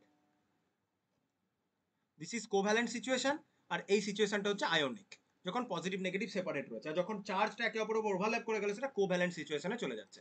Fajans rule এটাই বলে যে আয়নিক কম্পাউন্ডে যে কোভ্যালেন্ট ক্যারেক্টার, সেটাই আমরা ফাজান্স রুল দিয়ে বুঝি। এবার দুটো টার্ম, দুটো টার্মিনোলজি বুঝতে হবে। ক্যাটায়ন কি করছে, ক্যাটায়ন অ্যানায়নের উপর ডিফর্মিটি আনছে, আর অ্যানায়ন কি হচ্ছে, অ্যানায়ন ডিফর্ম হচ্ছে। তাহলে ক্যাটায়নের জন্য আমি বলবো ওই ডিফর্ম করার ক্ষমতা, তাহলে ডিফর্ম করার ক্ষমতাকে আমি আজ থেকে বলবো পোলারাইজিং পাওয়ার। তাহলে পোলারাইজিং পাওয়ার কার জন্য, ক্যাটায়নের জন্য। তাহলে ক্যাটায়নের পোলারাইজিং পাওয়ার যত বেশি হবে, ক্যাটায়ন অ্যানায়নের চার্জ ডেন্সিটিকে তত নিজের দিকে টানবে, যত নিজের দিকে টানবে তত ওদের চার্জ ডেন্সিটির ওভারল্যাপ হবে, তত কোভ্যালেন্ট ক্যারেক্টার বাড়বে। তাহলে ক্যাটায়নের পোলারাইজিং পাওয়ার যত বাড়বে একটা আয়নিক বন্ডে কোভ্যালেন্ট ক্যারেক্টার তত বাড়বে। আশা করি বুঝতে পারলাম। পোলারাইজিং পাওয়ার বাড়লে অ্যানায়নের চার্জকে বেশি জোরে টানবে, নেগেটিভ চার্জকে তত বেশি ওভারল্যাপ হবে, ওভারল্যাপ যত বেশি তত বেশি কোভ্যালেন্ট বন্ড। আর কি অ্যানায়ন কি হচ্ছে, অ্যানায়নের কাছ থেকে নেগেটিভ চার্জ টানছে, তাহলে অ্যানায়নের জন্য বলবো তার পোলারাইজিবিলিটি, অ্যানায়নটাকে যত সহজে ডিফর্ম করা যায়, এটা হচ্ছে ব্যাপার। ক্যাটায়ন কত সহজে চার্জ টানছে আর অ্যানায়ন নিজের চার্জ ডেন্সিটিটা কত সহজে দিয়ে দিচ্ছে। তাহলে ক্যাটায়নের জন্য পোলারাইজিং পাওয়ার, অ্যানায়নের জন্য পোলারাইজিবিলিটি হচ্ছে ব্যাপার। তাহলে এখান থেকে দেখি ionic covalent bond are two extreme type of bond. In fact most of the heteronuclear bond have intermediate character. Cation এবং আয়নিক এবং কোভ্যালেন্টের মাঝামাঝি হয়। ট্রু আয়নিক ট্রু কোভ্যালেন্ট বলে কিছু নেই হেটেরোঅ্যাটমিকের ক্ষেত্রে। Even in case of pure ionic compound there is some degree of covalent character. When two oppositely charged ion A plus or B minus are brought together, the positive ion attracts the outermost electron of the negative ion. This results in the distortion of the charge cloud around the anion, যেটা দেখালাম। তাহলে এই যে positive চার্জটা negative চার্জটাকে টানছে, তাহলে charge ক্লাউডে একটা distortion আসছে। আগে এরকম পিঙ্ক কালারের বলয়টা ছিল, এখন ওভাল টাইপের হয়ে গেছে ব্ল্যাক কালারের। তাহলে চার্জ ডেন্সিটিটাকে নিচের দিকে টানছে। তো this distortion of electron cloud of the negative charge by the positive ion is called polarization. If the polarization is small, the bond is mainly ionic. On the other hand, if the degree of polarization is large, electron cloud is drawn more to the negative, drawn more from the negative charge to the positive ion. Consequently, কি হয়ে যায়, positive character কমে যায়, মানে ionic ক্যারেক্টারটা কমে যায় এবং তার মধ্যে কোভ্যালেন্ট ক্যারেক্টারটা ধীরে ধীরে, তার ফলে ডিক্রিজ করে যায় আয়নিক ক্যারেক্টারটা এবং কোভ্যালেন্ট ক্যারেক্টারটা ধীরে ধীরে বেড়ে যায়। এই কথাটা বলা হলো। তার পরের লাইনে চলে এলি যে কি, দ্য টেন্ডেন্সি, এই লাইনে চলে এলি direct. The tendency of cation to polarize and the polarizability of the anion is summarized following rules by following rules known as Fajans rule. Fajans rule দিয়ে কে কতটা আয়নিক হবে, কে কতটা কোভ্যালেন্ট হবে, সেই জিনিসগুলো আমরা বলতে পারি। ঠিক আছে, এবার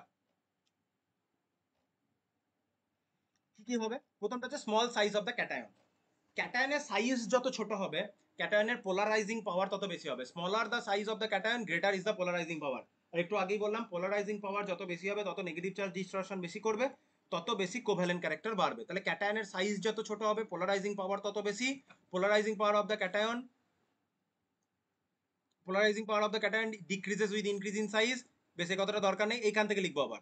the small cation have high electron, the small cation have high electron density and therefore they tend to distort or polarize the electron cloud of the anion to greater extent.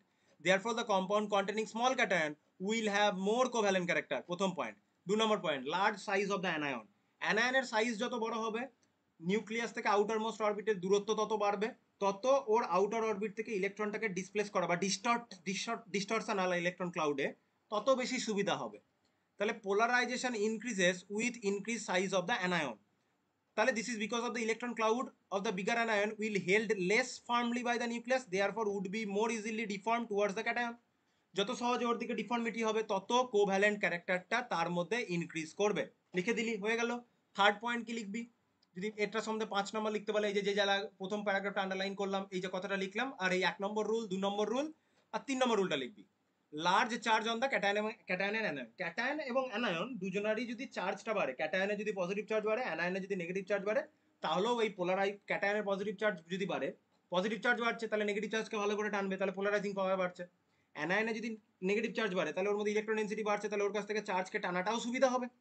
So তার কি হচ্ছে, পোলারাইজেশনটাও বাড়ছে, that means covalent ক্যারেক্টারটা বাড়ছে। তাহলে দুজনের ক্ষেত্রেই larger the charge on cation, greater polarizing power, and larger charge on anion, greater tendency to get polarized. তার জন্য তার মধ্যে কোভ্যালেন্ট ক্যারেক্টারটাও ইনক্রিজ করে যাচ্ছে। তাহলে এই হচ্ছে তোর ফাজান্স রুল। তাহলে ফাজান্স রুলও বলা হয়ে গেল। তাহলে এই কটা টপিক আমার বলা বাকি ছিল, এই কটা টপিক আমার বলা হয়ে গেল। আর একটা কথা আমার এই রেসপেক্টে বলার, সেটা হচ্ছে আর একটা কোশ্চেন। সেই কোশ্চেনটা হচ্ছে ওই যে ফ্লুরোসেন্ট স্পেকট্রোস্কোপি ছিল, তো ফ্লুরোসেন্ট স্পেকট্রোস্কোপিটা একবার একটু পড়ে নিবি, ঠিক আছে? ফ্লুরোসেন্ট স্পেকট্রোস্কোপিটাও তো প্রিভিয়াস ইয়ারে এসেছিল, সো এই ফ্লুরোসেন্ট স্পেকট্রোস্কোপিটাও দেখে নিবি। এখানেও সেই লাইট পড়ে, তার মধ্যে কিছু অ্যাবজর্ব হয়, ছেড়ে যায়, এই আর কি। ওই লাইট কিছুটা অ্যাবজর্ব করে, বাকিটা ছেড়ে দেয়। ওই ইউভি, যেরকম ইউভি বলছে, ল্যাম্বার্ট বিয়ার্স লয়ের ক্ষেত্রে যেরকম করে বলেছিল ওরকম। তাহলে শুধুমাত্র এই ফ্লুরোসেন্স স্পেকট্রোস্কোপি এটা পড়ে নিবি, সিম্পল অ্যাপ্লিকেশনটা দেখে নিবি, কারণ 18তে একবার পড়েছিল, তো তোরা 24-এ পরীক্ষা দিচ্ছিস, সো অড ইভেন ইয়ার, তো কোশ্চেনটা আসার চান্স আছে। তাহলে এই ছিল question.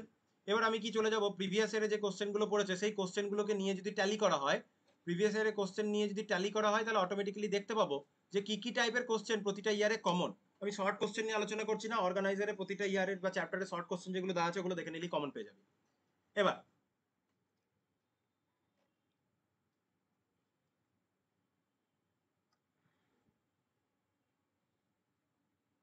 Soft acid hertz of acid base principal পড়ানো হয়েছে, তাহলে soft hard acid base principal, state function path function, এটা থার্মোডাইনামিক্সেরই। আমি এক্সটেন্সিভ আর ইন্টেন্সিভ প্রপার্টি বলেছি, স্টেট ফাংশন আর পাথ ফাংশনটা বলিনি। একবার ফিজিক্সের বই বা কেমিস্ট্রির বই বার করে একবার পড়ে নিস। স্টেট ফাংশন মানে পাথ ফাংশন মানে যারা কি পাথে চেঞ্জ করা হচ্ছে সেটার উপর নির্ভর করে তার ভ্যালুটা, সেটা হচ্ছে তোর ওয়ার্ক ডান আর হিট চেঞ্জ কোন পাথে করা হচ্ছে সেটার উপর নির্ভর করে। আর স্টেট ফাংশন কিভাবে করা হচ্ছে তার উপর নির্ভর করে না, সেটা ইনিশিয়াল আর ফাইনাল স্টেটের উপর নির্ভর করে, যেমন প্রেসার, ভলিউম, এগুলো। তাহলে স্টেট ফাংশন পাথ ফাংশনের কোশ্চেন থার্মোডাইনামিক্সের সব hearts of acid base principal.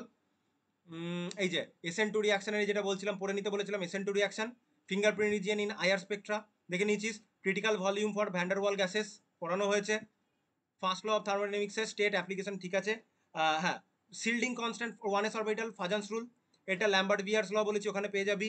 Right down the relation of critical temperature of van der Waal, তাহলে এখানে করতে কটা বলেছে, এনি 10, 1 2 3 4 5 6 7 8, আটটা হলো, আটটা আটটা আটটা কোশ্চেন তো 12টা, 12টার মধ্যে 10টা, তাহলে তিনটে ছাড়লাম, তাহলে তো 9টা হওয়ার কথা, 1 2 3 4 5 6 7 8। আচ্ছা এখানে একটা আছে থার্মোডাইনামিক্সের একটু ফার্স্ট ল অফ থার্মোডাইনামিক্সের অ্যাপ্লিকেশন, ঠিক আছে। আমি তো মোস্টলি মেন কতগুলো করতে পারছি, যতটা পড়ানো হয়েছে তার মধ্যে সেটা দেখার চেষ্টা করছি, তাহলে যতগুলো ক্লাসে পড়ানো হয়েছে সেগুলো দেখতে পেয়েছি। তাহলে মেন যে সাজেশনের যে জিনিসটা দাঁড়াচ্ছে, আমি এখান থেকে লিখতে লিখতে যাই, কি কি পড়বি আমি আমার মতো লিখি। প্রথমে যেটা পড়বি সেটা হচ্ছে যে হুম একদম শুরু থেকে শুরু করি, মলিকিউলার অরবিটাল থিওরি পড়বি, ইম্পর্টেন্ট। 2 নম্বর, এনপি টাইপ যে সেমিকন্ডাক্টর, ওখান থেকে ব্যান্ড থিওরির question, N type P type কি করে বাড়াবো, কিভাবে ডোপিং করে করা যায়, এটা একটা ইম্পর্টেন্ট কোশ্চেন যাবে।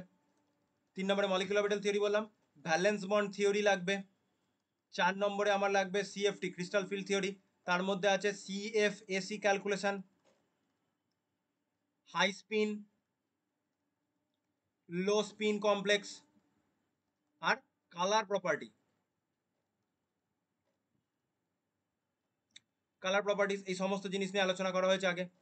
5 নম্বরে এখানে কি বলেছিলাম, যদি আমি থার্মোডাইনামিক্স হিসেবে পড়ে যাচ্ছি, 5 নম্বরে এই কোশ্চেনগুলো পড়বি যে ওই কোনটা বলি, ওয়াটারে what is hardness of water, what is hardness, type of hardness, তাহলে হার্ডনেসের ডেফিনেশন, টাইপ অফ হার্ডনেস দেখে নিলি। তারপরে দেখলি কোরোশন,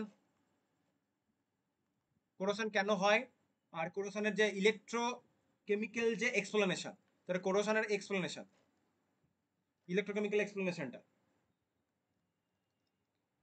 আর ইম্পর্টেন্ট মধ্যে কি আসবে, নানস্ট ইকুয়েশন,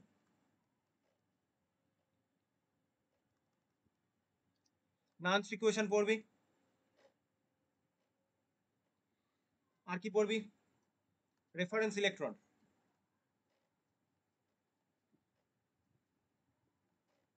রেফারেন্স ইলেকট্রোডের মধ্যে বিশেষ করে ক্যালোমেল, ক্যালোমেল ইলেকট্রোডটা বেশি ইম্পর্টেন্ট রেফারেন্সের আন্ডারে। বেশ, থার্মোডাইনামিক্সে গিবস হেলমজ,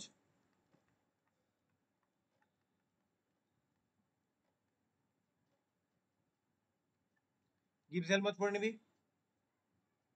আর কি পড়বি, P V to the power gamma equal to constant, T V to the power V মানে এটা ইকুয়াল টু কনস্ট্যান্ট, ডেরিভেশন, এই দুটো ডেরিভেশন কিভাবে করতে হবে আজকে আবার একবার দেখিয়ে দিয়েছি। আর কি লাগবে, CP minus CV equal to R, এটা লাগবে। আর কি লাগছে, কার্নট সাইকেল,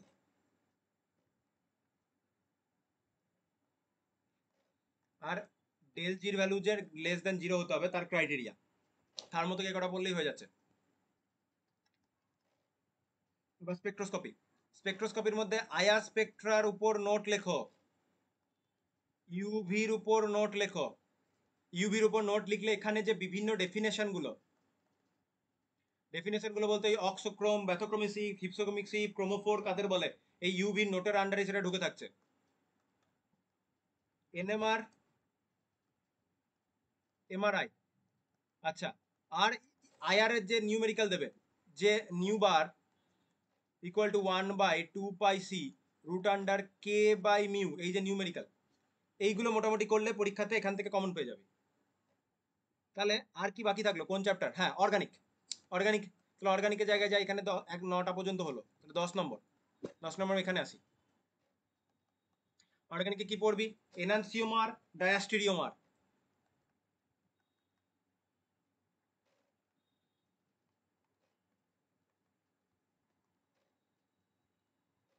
কাকে বলে? With example.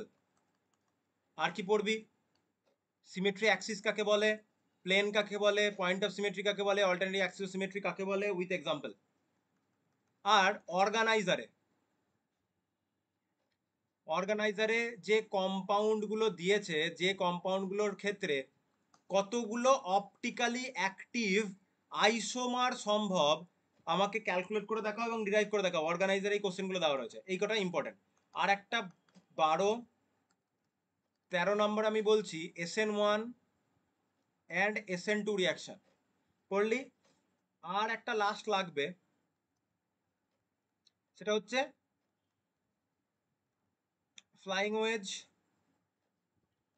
Two Fischer, flying wedge to Fisher and Fisher to Sawhorse and vice versa. And vice versa. এই কনভার্সন গুলো লাগছে 15 RS EZ সিস ট্রান্স, এই নোমেনক্লেচার করতে পারতে হবে।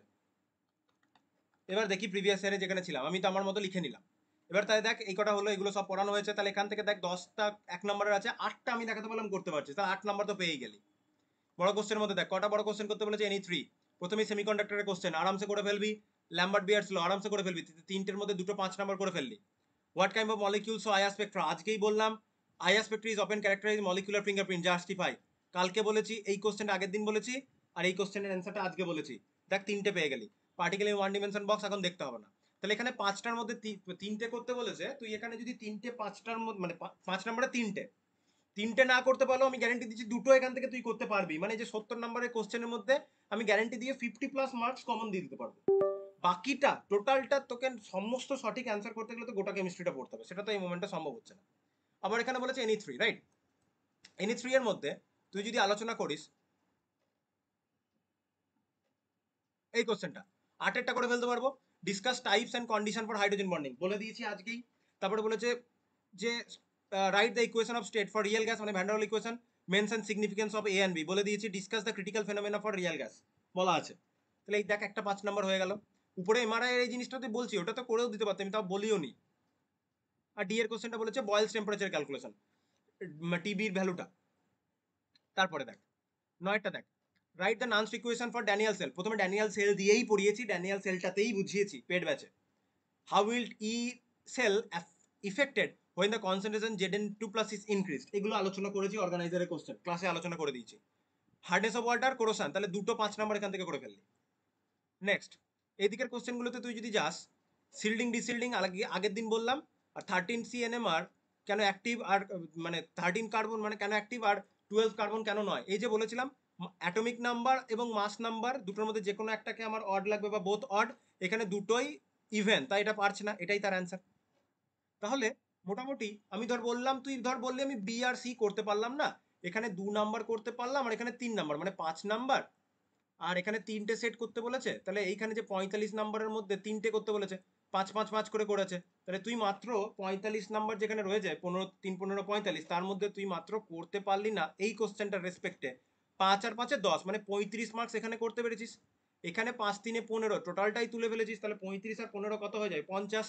আর এখানে 8টা শর্ট মার্কস, 58 মার্কস। যা পড়ানো হয়েছে 58 60 মার্কস আরামসে করা যায়। এখানে আরো বেশি করা যাবে, আমি তাও লোয়ার রেঞ্জে ধরলাম। তাহলে যেগুলো পড়ানো হয়েছে সেগুলোর মধ্যে থেকে কোশ্চেন এখানে কমন। তাহলে এইটা আমি বাদ দিই, এটা দেখে নে কত সালে কোশ্চেন কোন জায়গাটায়, দেখে নিয়েছিস কোশ্চেনে কোন সালে এসেছে।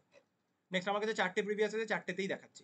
2023 যেটা আসছে দেখে নে কোন কোশ্চেন কত সাল কি দেখে নিলি। আমি শর্ট কোশ্চেনে যাচ্ছি না, বড় কোশ্চেনের দিকে আসি। দেখ এন টাইপ পি টাইপ দিয়েছে, ক্রোমোফোর অক্সোক্রোম কাকে দিয়েছে, ইউভি স্পেক্ট্রাল রেঞ্জ। আচ্ছা এটা বলা হয়নি, ইউভি স্পেক্ট্রাল রেঞ্জটা একবার দেখে নিবি, আয়া স্পেক্ট্রাল রেঞ্জটা বলেছিলাম, ইউভি স্পেক্ট্রাল রেঞ্জটা একবার দেখে নিবি। আচ্ছা what is MRI and is use, তিনটে হয়ে গেল already.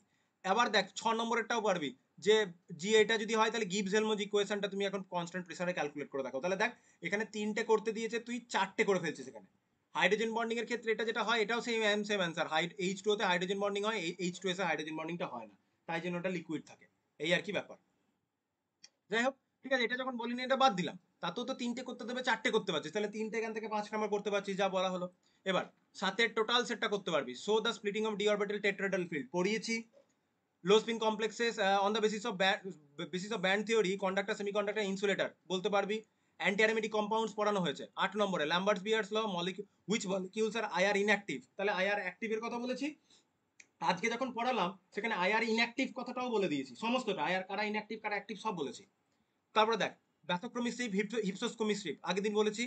Which chemicals it observe E conjugation it increased, এই জিনিসপত্রগুলো আগের দিন বলেছি, তাহলে দুটো 5 নম্বরের সেট অলরেডি পারলি। তারপরে 10 নম্বরের দিকে তুই যদি চলে আসিস, ভ্যান্ডারওয়াল ইকুয়েশন দিয়েছে টোটালটা, বয়েলস temperature, compressibility factor, can we liquefy gas, increasing pressure alone, সব বলা হয়েছে। অ্যান্ড ভ্যান্ডারওয়াল ফোর্সেস কি বলি, তাহলে দেখ তিনটে সেট করতেই পারছিস, তাহলে যেটা বলতে চাইছি 50 নাম্বার তুই অ্যান্সার করতেই পারবি। তাহলে আচ্ছা এখানে আরেকটা কোশ্চেন তাহলে এখানে অ্যাড করতে হবে, 16 নম্বরে যেটা অ্যাড করব সেটা হচ্ছে van der Waals equation. Van der Waals equation, van der Waals equation related যা term, van der Waal constant, A B তার সিগনিফিকেন্স, ক্রিটিক্যাল কন্ডিশনগুলো, কম্প্রেসিবিলিটি ফ্যাক্টর, এগুলো নিয়ে নিয়ে যা যা বলেছিলাম সবগুলোই পড়তে হবে। তাহলে এই যে পেজে আমি যা যা জিনিসপত্রগুলো বলে দিলাম, এইগুলোই সাজেশন, এগুলোই প্রিভিয়াস ইয়ারে আসছে।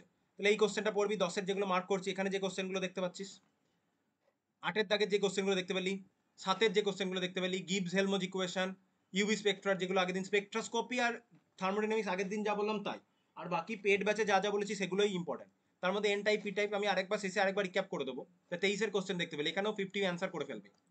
19-এর কোশ্চেনে যদি যাই, শর্ট কোশ্চেন দেখবো না, বড় কোশ্চেনে দেখি।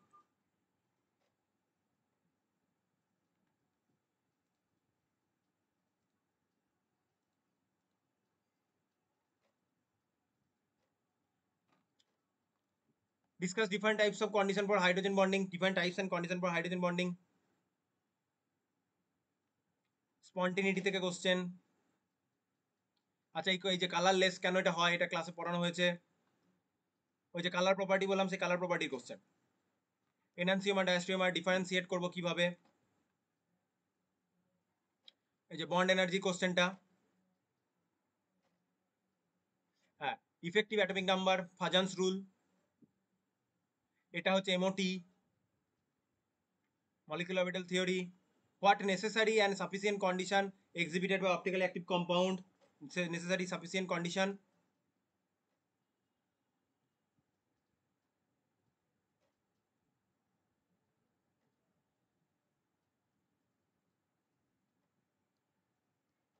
Energy level diagram for semiconductor important, explain enantiomer diagram with examples, principal application of NMR and MRI, এগুলো সব বলা হয়েছে। তাহলে বাকি এখান থেকে তুই খুঁজে খুঁজে দেখবি, সেম কোশ্চেন করতে পারবি, এখানে অনেকগুলো এমসিকিউ আছে। লাস্ট রয়েছে 18 কোশ্চেনে যদি বড় কোশ্চেনের দিকে যদি তাকাই, তাহলে derive EMF of cell del G আর ডেল এইচ এর রেসপেক্টে, যখন আনস্ট ইকুয়েশন ওগুলো পড়িয়েছি সেখানে ইলেকট্রোকেমিস্ট্রিতে এটা বলা হয়েছে, এমওটি করতে দিয়েছে, এটা অর্গানাইজার থেকে পড়িয়ে দেওয়া হয়েছে। বেশ,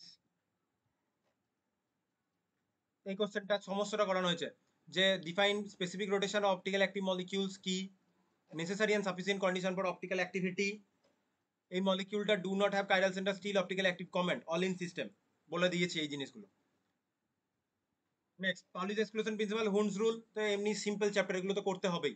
এই যে Pauli's scale of electronegativity important, effective atomic nuclear charge কত হবে, স্ল্যাটার্স রুল পড়ানো হয়েছে, স্ল্যাটার্স রুল ইম্পর্টেন্ট। এখানে আরেকটা কি অ্যাড হবে, স্ল্যাটার্স রুল।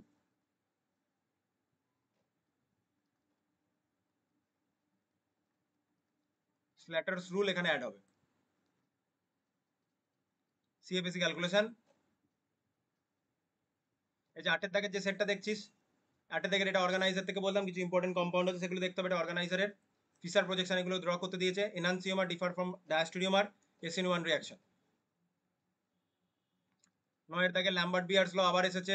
এই টোটাল যে এগুলো দেখতে বললাম অল্টারনেটিভ অ্যাক্সিস সিমেট্রি, এই পয়েন্টগুলো কোরোশনের পয়েন্ট, হার্ডনেসের পয়েন্ট, ফিডেল ক্রিস্টাল ফিল্ড থিওরি দিয়েছে।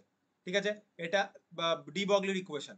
তাহলে এই যে দেখাচ্ছি মোস্ট অফ দ্য কোশ্চেনই তুই এখানে যা আছে করতে পারবি। Fluorescence spectra, hards of acid base principle, HSAB, Gibbs Helmholtz equation, Fajans rule, N type P type equation. তাহলে এখানে 5-3 যে 15 মার্কস আছে, তুই এখানে কটা করতে বলেছে? অ্যান্সার এনি 5, 1 2 3 4 5, দেখ 5টা করতে পারছিস তুই অলরেডি। 6টার মধ্যে 5টা অটোমেটিক্যালি করতে পারছিস, মানে এখান থেকে 15 মার্কস তুই অটোমেটিক্যালি তুলে ফেলতি। তাহলে মোস্ট অফ দ্য কোশ্চেন তুই করতে পারছিস। তাহলে আমি ইম্পর্টেন্ট কোশ্চেনগুলো আমি আরেকবার রিক্যাপ করছি। মলিকুলার অরবিটাল থিওরি পড়তে হবে, N type P type semiconductor পড়তে হবে, যেখানে বন্ড ব্যান্ড ডায়াগ্রাম যেগুলো হয় সেগুলো পড়বি। ব্যালেন্স বন্ড থিওরি থেকে হাইব্রিডাইজেশন বলতে পারতে হবে। ক্রিস্টাল ফিল্ড থিওরি পড়ে ওখানে CFSE calculation, high spin low spin complex এবং যে কালার প্রপার্টিগুলো করতে হয় ক্রিস্টাল ফিল্ড থিওরি থেকে সেটা করতে হবে। হার্ডনেস অফ ওয়াটার বলতে কি বুঝি? Types of hardness of water, corrosion কিভাবে হয় তার ইলেকট্রোকেমিক্যাল যে এক্সপ্লেনেশন, নান্স ইকুয়েশন পড়বো কি এবং নান্স equation related numerical, reference electrode, তার মধ্যে ক্যালোমেল ইলেকট্রোডটা বেশি ইম্পর্টেন্ট, হাইড্রোজেন ইলেকট্রোডটাও ইম্পর্টেন্ট, ক্যালোমেলটা বেশি ইম্পর্টেন্ট। থার্মোডাইনামিক্সে গিভ হেলমজ ইকুয়েশন পড়তে হবে, PV to the power gamma equal to constant proof করো, TB to the power gamma minus 1 equal to constant proof করো, CP minus CB equal to constant CP minus CB equal to R proof করো। Carnot সাইকেলের efficiency, del G value negative হতে হবে কোন একটা reaction spontaneous হতে গেলে, এই কটা ইকুয়েশন পড়তে হবে। স্পেকট্রোস্কোপি, আয়া স্পেক্ট্রের উপর নোট পড়বি, ইউভি স্পেক্ট্রের উপর নোট, এবং ইউভি স্পেক্ট্রেতে বিভিন্ন ডেফিনেশন আছে, অক্সোক্রোম, ক্রোমোফোর্স, ম্যাথোক্রোমিক শিফট, হিপসোক্রোমিক শিফট, জিনিসগুলো পড়বি। NMR এর নীতি পড়বি, MRI এর নীতি পড়বি। MRI NMR এর নীতিটা আলাদা কিছু নয়, এদের অ্যাপ্লিকেশন পড়বি। এই যে nu bar equal to 1/2 pi c root under k by mu, তার নিউমেরিক্যাল করবি। দেন চলে আসি এনানসিওমার ডায়াস্ট্রিওমার কাকে বলে, তাদের ডিফারেন্সিয়েশন, বিভিন্ন টাইপের symmetry operation, CN, sigma, I, SN, মানে axis of symmetry, plane of symmetry, point of symmetry, alternative axis of symmetry, এই পয়েন্টগুলো পড়তে হবে। অর্গানাইজার খুলবি, ওখানে অপটিক্যালি অ্যাক্টিভ আইসোমার বার করার যে কোশ্চেনগুলো রয়েছে অর্গানাইজারে, অর্গানিকের সেই কোশ্চেনগুলো করতে হবে। অর্গানিকের পরের যে চ্যাপ্টার আছে ড্রাগস না কিছু সামথিং একটা চ্যাপ্টার আছে, ওখানে SN1 আর SN2 রিঅ্যাকশনের ডিফারেন্সটা পড়ে নিবি বা নোট করে লিখবি, SN1 SN2 এর নোট কিভাবে লিখবো। আবার অর্গানাইজার বার করবি, অর্গানিকের প্রথম চ্যাপ্টারে flying wedge to Fischer conversion কি করে করবো, ফিশার টু সহর্স কি করে কনভার্সন করবো, and vice versa. RS nomenclature, EZ nomenclature, cis trans configuration কি করে করবো সেটা। ভ্যান ডার ওয়াল ইকুয়েশন মানে আইডিয়াল গ্যাস ইকুয়েশন কিভাবে করবো, আইডিয়াল গ্যাস নয় সরি, রিয়েল গ্যাস ইকুয়েশন কিভাবে ডিরাইভ করবো, মানে ভ্যান ডার ওয়াল ইকুয়েশন। ভ্যান ডার ওয়াল ইকুয়েশনের AB এর সিগনিফিকেন্স কি, তার ইউনিট কি, ওখান থেকে ক্রিটিক্যাল কন্ডিশন পড়বি, বয়েলস টেম্পারেচার পড়বি মানে TB, আর কম্প্রেসিবিলিটি ফ্যাক্টর জেড পড়া হলো। স্ল্যাটার্স রুল পড়বি, স্ল্যাটার্স রুল পড়ার পর আর কি পড়তে হবে, কতগুলো হলো, 17টা হয়েছে, 18টা। স্ল্যাটার্স রুল পড়ার পর ইলেকট্রোনেগেটিভিটি,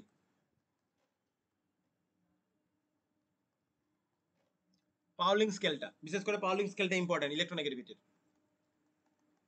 আর কি আছে, অপটিক্যাল অ্যাক্টিভিটির নেসেসারি অ্যান্ড সাফিসিয়েন্ট কন্ডিশন কি, এই জিনিসটা পড়তে হবে। মোটামুটি এই আর কি, যেগুলো আমি আরেকবার রিক্যাপ করে দিলাম, এই টাইপের কোশ্চেনগুলোই মেনলি পরীক্ষাতে বারবার ঘুরিয়ে ফিরিয়ে আসে। যারা এতটা জিনিস পড়ে ফেলেছিস আশা করি পরীক্ষাতে 50+ মার্কস করে ফেলবি। শর্ট কোশ্চেন নিয়ে কিছু বললাম না, অর্গানাইজারের প্রতিটা চ্যাপ্টারের শুরুতে শর্ট কোশ্চেন দেওয়া আছে, সেই শর্ট কোশ্চেনগুলো পড়লেই পরীক্ষাতে কমন পেয়ে যাবি শর্ট কোশ্চেন, তাহলেই 50 to 60 মার্কস আরামসে করে ফেলবি। বাকি 10 মার্কস যেটা থাকলো সেটার জন্য আরো অনেক বেশি পড়তে হবে। যেমন তো যদি মনে হয় শ্রডিঙ্গারের যে ইকুয়েশনটা আছে টাইম ডিপেন্ডেন্ট টাইম ইন্ডিপেন্ডেন্ট পড়তে পারবি, পড়ে নিস। পার্টিকুলারলি ওয়ান ডিমেনশন বক্স যদি পড়ার টাইম হয় পড়তে পারিস, এরকম টাইপের ব্যাপারগুলো, কিন্তু ওইগুলো নিয়ে আমি আর অত আলোচনা করছি না। ঠিক আছে, আর একটা জিনিস যেটা অবশ্যই তোকে পড়তে হবে সেটা হচ্ছে এই যে ইলেকট্রনিক কনফিগারেশন, যেটা অ্যাটমিক স্ট্রাকচারের প্রশ্ন।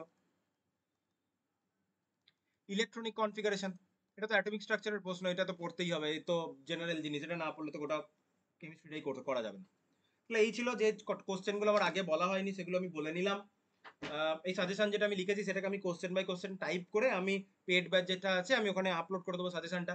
এটা তো জাস্ট তোদের এই মোমেন্টে বলার জন্য আমি রাফ লিখলাম জিনিসটা, এই রাফটা তো আপলোড করবো না, ভালো করে লিখে অথবা টাইপ করে আমি আপলোড করে দেবো, এই হচ্ছে ব্যাপার। আর যা যা কোশ্চেন আমি বললাম এই 2-3 দিন লাইভে যা যা বললাম আর পেড ব্যাচের যা বলেছি ওর মধ্যে থেকেই কোশ্চেন পেয়ে যাবি, তার বাইরে এই 3 মাসের মধ্যে তার বাইরে আর এত কিছু পড়া সম্ভব না। ঠিক আছে, এতটাই থাকলো। আবার আর লাইভের দরকার পড়বে না, কারোর যদি কিছু জানার দরকার পড়ে আমাকে মেসেজ করতে পারিস, ফোন করতে পারিস, যা ইচ্ছা।